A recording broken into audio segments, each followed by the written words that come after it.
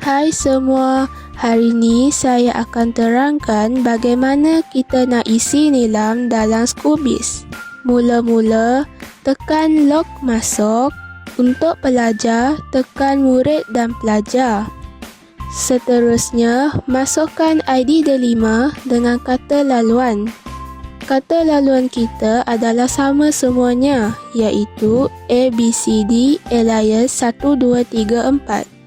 Seterusnya akan terpaparlah nama pelajar dan scroll ke bawah akan ada tulis program nilam. Lepas tu tekan program nilam. Seterusnya ada aktiviti bacaan, tekan tambah bacaan. Kat sini perlu isi semua maklumat yang diberi. Lepas tu simpan.